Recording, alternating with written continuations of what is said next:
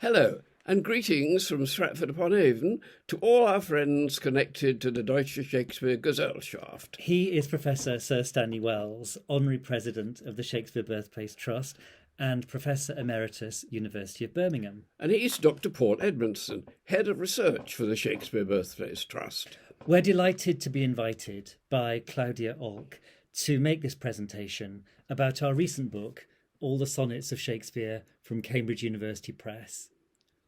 In thinking about this talk, we have many happy memories of visits to Germany. Indeed, we think of the many German cities and towns that we've visited because of Shakespeare, often under the auspices of the Gesellschaft.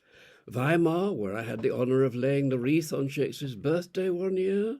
My first trip to Weimar was to speak at the Shakespeare Tag on Macbeth about 20 years ago. I've returned many times since. I'm the happy recipient of honorary doctorates from the universities of Munich and of Marburg. One year, I undertook an itinerary of talks for the Deutsche Gesellschaft and met up with several of my German Shakespearean friends along the way. Dieter Mehl, Roland Peterson, Christi Janssen, Andreas Höfli, and Ingeborg Boltz. And her dog, of course. I was present at the opening of the Munich Shakespeare Library in 1964. And we both attended the 50th anniversary celebrations of the library, at which we joined in the presentation of a Festschrift to Wolfgang Weiss. Of course, the founder of the Munich Shakespeare Library was Wolfgang Klemann, a very good friend of mine. We used to play violin duets when he came to Stratford as a visiting fellow at the Shakespeare Institute, and I visited him not only at the university in Munich, but also at his home in Endorf. His daughter, Bettina, who is a distinguished flautist, remains a good friend. And we work closely on conferences and special projects with Tobias Doring and the current executive officer of the library, Bettina Berker. We're mindful that the Shakespeare Library has relocated, and we are delighted and honoured to have been invited to its reopening. There are many other dear friends over the years: Hans-Walter Gabler, Margot Munkel, Barbara Court, Matthias Bauer, Angelika Zerker, and lots of others too numerous to mention. And we've met many members of the Gesellschaft over the years because of the courses that we've hosted at the Shakespeare Centre in Stratford-upon-Avon, Tübingen, Freiburg, Bonn, Bamberg, Munich, Regensburg, Heidelberg, where I lectured once for our friend Werner Habicht. And we have fond memories of speaking about Shakespeare and the horse at a conference in Vechta for our friend Sonia Felix. But we're here to speak about our new co-authored book, All the Sonnets of Shakespeare, published by Cambridge University Press. And at the end of our talk, we shall be raising a toast to the Deutsche Shakespeare-Gesellschaft. But first, why did we call our book All the Sonnets of Shakespeare? Well, we did so because, unlike the very many other existing editions of the sonnets, this one not only includes the sonnets printed in 1609, but also Shakespeare's other sonnets. That is to say, passages written in sonnet form from his plays. There are many editions of Shakespeare's sonnets, but ours is entirely different and distinctive. Now, by our count, there are now 182 sonnets by Shakespeare, 154 from the 1609 collection, 23 from the plays, and 5 others, 3 from the Passionate Pilgrim of 1599, and 2 alternative versions of 1609 sonnets. And we break new ground by putting them into chronological order. We want to talk about where we got the idea from, about the decisions we had to make about how to present the sonnets, and how our book affects the ways we might think about Shakespeare's art and also about his life. Where did the idea come from? Well, we'd already written a book published back in 2004 about Shakespeare's sonnets, in which we countered some of the myths about them, including, especially, the assumption that the first 126 are addressed to a fair youth or a young man, and that the remainder are addressed to a so-called dark lady. We've also produced several articles about the sonnets. We've continued to challenge these myths over about 20 years, but we still hear speakers refer to the so-called protagonists of the sonnets, as if these poems represent a coherent sequence addressed to only two individuals. We found ourselves often challenging the term sequence, the term the first 126 sonnets, the Dark Lady sonnets. In classes, we hear students and teachers say things along the lines of, "This is one of the sonnets addressed to the fair youth." So the way in which we thought about all the sonnets of Shakespeare arises from our long-held position of simple disagreement with the traditional way of reading these poems. About 3 years ago, we were delivering a class at the Shakespeare Institute for our friend Ewan Fernie. It was their MA in Shakespeare and Creativity. I was speaking about writing sonnets, and Stanley was speaking about approaches to the sonnets, especially in relation to Shakespeare's life. And this is when we first started to think about our book, because I recall looking up from my notes on that occasion and saying aloud, speaking my thoughts, "Stanley, wouldn't it be a good idea to arrange the 1609 sonnets in chronological order and to intersperse the sonnets from the plays among them where we can because of the chronology? That's never been done before." One of the points we've been interested in reiterating is that the order in which the sonnets were first printed in 1609 is not the order in which Shakespeare wrote these poems. For this, we have to thank the New Zealand scholar Mac Jackson and his great work over many years on the dating of the sonnets. His work shows that Shakespeare was writing the sonnets published in 1609 over a much longer period of time than most readers have tended to assume, about 27 years at least. The collection, and we insist on calling it not a sequence but a collection, the collection is not a story, it doesn't tell a story. It's a gathering together of a variety of poems, a gathering that shows intermittent ordering and sequencing within itself, but not as a whole. And then there are the sonnets which help to signal the structure and dialogue or monologues of several plays, including prologues and epilogues. Now, what are the decisions we had to make about presenting the sonnets? Well, Stanley had already edited the 1609 collection for Oxford University Press, and we were given permission to use that text. We just modified the capitalisation of abstract nouns, for example, made a few little changes, partly the difficulty of knowing whether these poems are always intended to be personifications. We looked carefully at Mac Jackson's dating of the sonnets. So on page 24 of our new book, we list his chronological division of the poems. Now, without reading that out in full, its salient features are that the earliest written sonnets are among the latest printed in the 1609 collection, sonnets 127 to 154, and that the latest sonnets that Shakespeare composed fall between the sonnets numbered 104 to 126. So, of course, what this means is that the 1609 collection doesn't in the least represent the order in which the sonnets were actually written. Now, in our edition, we draw attention to 3 special early cases.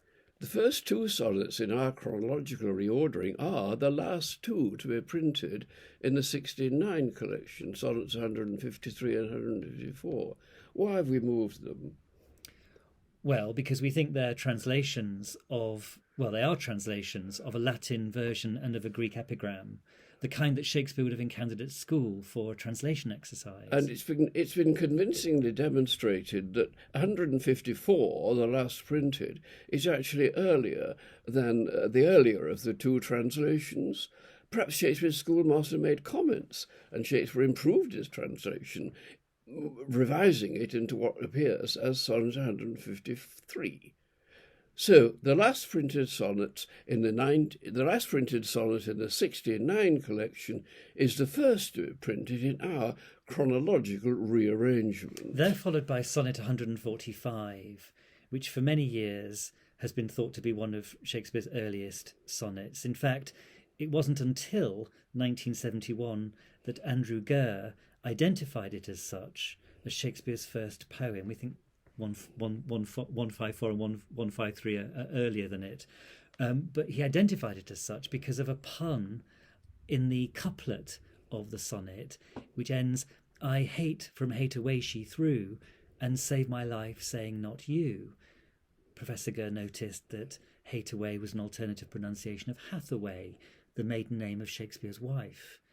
And the poem is also in iambic tetrameter rather than pentameter, perhaps suggesting an earlier work. So that could be dated from 1582. So those are the first three sonnets in our new ordering.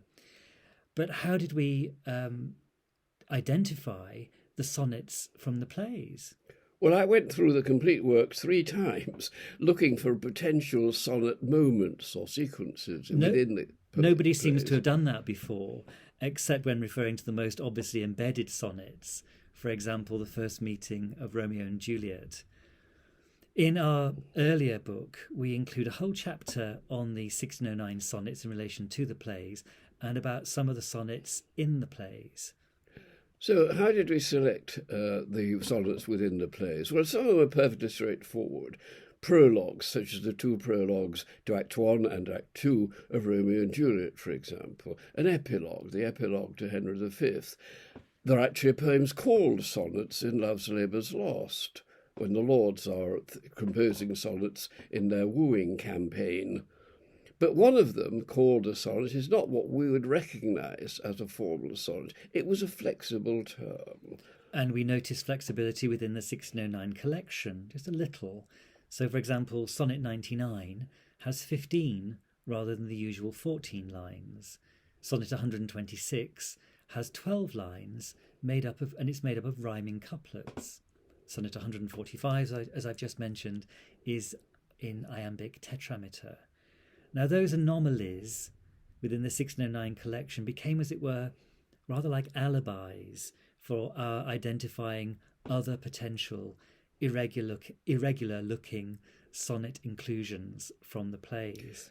We notice several examples in the plays of speeches that are set significantly apart and which are made up of 2 quatrains instead of the usual 3 for a sonnet, of 2 quatrains along with a closing couplet. These tend to be speeches that halt the action to reveal the inner state of mind of the characters. Beatrice, for example, at the end of the overhearing scene, Orlando in As You Like It, or there may be speeches which convey significant information. I think, for example, of Valentine's letter to Sylvia, that's intercepted by the Duke of Milan, Sylvia's father, in The 2 Gentlemen of Verona. Then there is Cressida's speech in Troilus and Cressida at the end of Act 1, Scene 2. She speaks 14 lines, but in rhyming couplets. We can relate that to Sonnet 126, also made up of rhyming couplets. And there are there are 14 lines which we would expect in the formal sonnet in Cressida's speech. Pandarus has just left. She's alone on stage.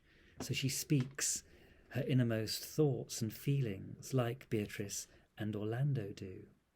Helen's speech at the end of the first scene of All's Well That Ends Well is in a similar form to Cressida's. It begins, "Our remedies oft in ourselves do lie, which we ascribe to heaven." It's a similar moment of self-reflection and consideration, a pause in the action, a soliloquy. And what about Edward III, which is represented in our edition, accepted into the Shakespearean canon as a collaborative play within the last 30 years or so? It includes a scene in which the king, a married man, is instructing his secretary in the writing of a love sonnet to the also married Countess of Salisbury, and the scene in question has been attributed to Shakespeare. The king attempts to convey the kind of sonnet he would like his secretary to write, but the king's own poetic impression of the sonnet is not very good. He speaks 9 lines, all of which end with the word sun, to which he then adds a rhyming couplet. We never actually hear the sonnet the secretary has been trying to write, but in the meantime, Shakespeare gives us the king's 11-lined gesturing towards the sonnet. May I say something about the way that our book is presented, about its design? Oh, We're delighted with the way that Cambridge University Press has presented it. It's a handsome hardback. It has lilac end papers. It has a golden ribbon to mark your place in the volume. here is the golden ribbon. We're especially pleased about that. And it's not very expensive. The emphasis in the volume is very much on the poems. There are glosses of difficult words and expressions printed below each extract and poem. We wanted to give as much prominence to the actual poems as possible. We've removed the numbers from 1609, and you'll find them at the foot of the page immediately. And also you'll find there what we've called thumbnail sketches, just little tiny descriptions of the sonnet that's placed above, so that perhaps the reader could read the thumbnail and think, oh, I'd quite like to read that sonnet, or you read the sonnet, then immediately you get a little synopsis of it. But apart from those, we also have included paraphrases in prose at the back of the book of all 182 sonnets that we've included. Now, they came about because as we were looking more and more at other editions of the sonnets in preparation for our own, we often were struggling with the meaning of individual lines. And Stanley, I remember you one morning saying to me, Paul, these are such difficult poems. And I said, Stanley, if you and I think that, what about our readers? And it was then we decided that we needed to give the readers as much help as possible to enjoy the meaning, often very difficult, of these poems. Yeah. Hence the paraphrases, which are in prose. Prose paraphrases, they're not intended to be poetic, they're not intended to be especially elegant, they're intended to be useful, to provide a sketch of the meaning of each sonnet, the full sketch of the meaning of each sonnet, which may elucidate difficulties for readers who find the poems, as we often do, hard to read. In fact, we wanted in the paraphrases to maintain something of the awkwardnesses of Shakespeare's expression. So they're quite literal in that sense. And it's possible to read maybe several paraphrases and feel that you're getting a sense of how Shakespeare thought. The index of first lines and numbers allow you quickly to identify 1609 sonnets by their number across our edition. And for 32 of the sonnets, we've indicated with an asterisk that they remind us of speeches from the plays or characters from the plays, a sort of creative connection, if you will. Now, what are some of the effects of what we've done? Well, by abandoning the order in which these poems appeared in Thomas Thorpe's publication of 1609, we presented Shakespeare's sonnets afresh as poems that need to be looked at newly, afresh. We've exploded the idea that the sonnets tell a story. They do not. They never have done. A story has only been brought to them since the late 18th century. The collection comprises poems written with varied purposes in mind, and some, but by no means all of which, are addressed to a variety of individuals. Now, we emphasise the independence of the 1609 collection from the other, or not from the other, but from sonnet sequences of the 1590s, which are addressed to individuals, real or imagined, and have more unity about them than Shakespeare's collection. The variety of Shakespeare's sonnets can be illustrated by remarking that they include, for example, 2 sonnets written as letters. Now, these are numbers 26 and 77. They include a religious meditation. Poor soul, the centre of my sinful earth, 146, yeah, sonnet 146. And the 2 translations that Stanley mentioned earlier. Yeah. Now, of the 154 sonnets in the 1609 collection, 121 of them, only 121 of them, are addressed to individuals. 84 of that 121 could be addressed to either a male or a female. We show that only 14 can be confidently identified as being addressed to a man, and that 13 more probably are, that 7 only are addressed to a woman, and that 3 more might be. Of that, of the rest of the 154, 25 of them are meditations, little soliloquies or etudes or essays.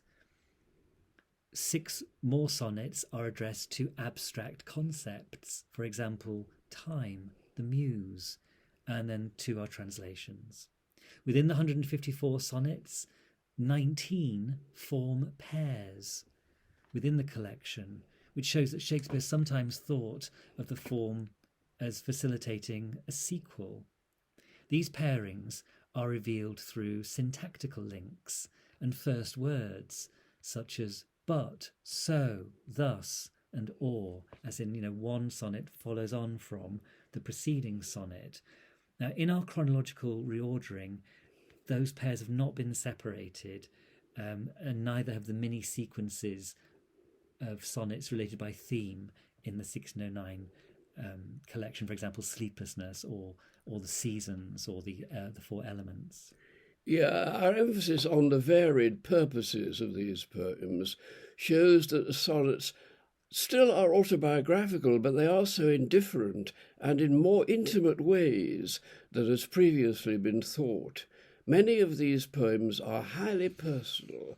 We believe that Shakespeare didn't want them to be published. I think he kept them in a notebook, I think.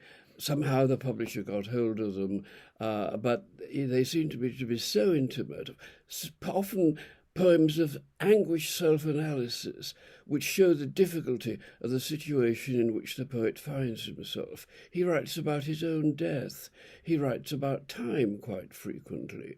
Many of the sonnets seem to be revealing a very fragile relationships between the poet and 1 or 2 other people, sometimes sometimes triangular relationships between the poet, a man and a woman. And so we identify, because of this, very clearly a bisexual identity in Shakespeare's sonnets. There are 3 love triangles. So sonnets 40, 41 and 42 is one love triangle. Sonnets 133 and 134 is about another love triangle. And sonnet 144 describes a love triangle. 2 loves I have of comfort and despair. Now those 3, as it were, love triangle moments aren't necessarily about the same individuals. They don't have to be. And what's happened, of course, is the more we've repeated to ourselves the traditional story of the young man and the dark lady, they've been identified partly by sonnet 144, and that's been applied to the rest of the collection. But Shakespeare's writing these sonnets over many years, so they're not necessarily always about those 2 individuals. Now, we're going to read a sonnet now at this point, and it's an especially difficult one, and it's one of the love triangle ones. It's sonnet 134 in the 1609 collection. I'm going to read the thumbnail sketch for it, and then Stanley's going to read the sonnet, and then I'll read our paraphrase of it, just to give you a feeling for what they sound like. It's one of a pair of sonnets. It follows on directly from sonnet 133, and it's either addressed to a male or a female. The sonnet doesn't make clear to the sex of the addressee, which allows for the possibility that the love triangle it presents might even be about 3 men. So the thumbnail sketch reads, "You will go to any lengths to keep my friend and me in your power. I've lost him to your thrall and remain in your debt." So now I have confessed that he is thine, and I myself am mortgaged to thy will. Myself I'll forfeit, so that other mine thou wilt restore, to be my comfort still. But thou wilt not, nor he will not be free, for thou art covetous, and he is kind. He learned but surety-like to write for me under that bond that him as fast doth bind. The statute of thy beauty thou wilt take, thou usurer that put'st forth all to use, and sue a friend came debtor for my sake.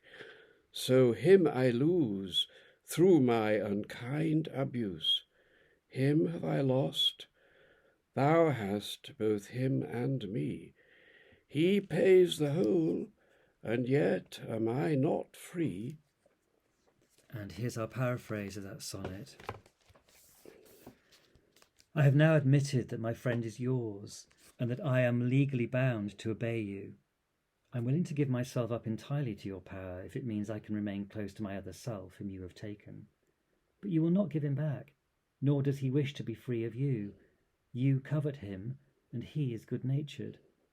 He has learnt to stand as security for me within the thrall of your beauty. You will take in full the amount I owe you, investing everything with interest, and thereby suing my friend who has placed himself into your debt because of me. Thus I lose, and have lost him through your unkind treatment of me.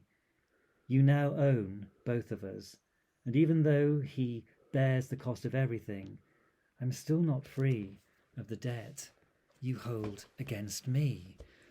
That is not a happy poem. No, indeed. But we might pause to register, just superficially, that we hear the language of a businessman, the language of a man of means, the language of litigation, of investment, mortgages and money in that sonnet. All aspects of experience closely related to Shakespeare himself, of course. Indeed.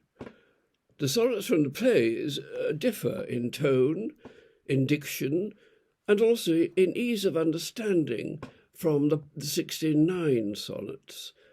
In the plays there are, for example, the formal prologues and epilogues in sonnet form. There are more informal, intensely personal passages that we've already mentioned. Sonnet-like speeches from Beatrice in Much Ado About Nothing, Orlando in As You Like It, Cressida in Troilus and Cressida. And we've come to dispute very strongly the view that's often expressed that the 16:9 sonnets might be sort of trial runs for speeches in the plays. I think this is a way of evading the connection that the sonnets have to Shakespeare's inner life. In fact, if you turn that around and suggest, Stanley, that the speakers in the plays are speaking, as it were, in intimate moments of self-revelation, and apply that to Shakespeare's sonnets, we realise the personality and the difference of diction that Shakespeare's employing to write sonnets for himself in the main.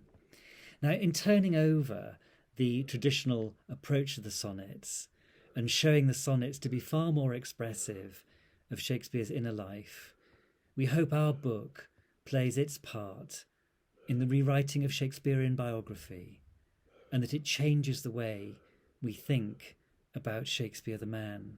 In short, not to be too modest about it, we hope that we change the conversation about Shakespeare's sonnets for all time. And now it's time for us to propose a toast, and we have some champagne at the ready.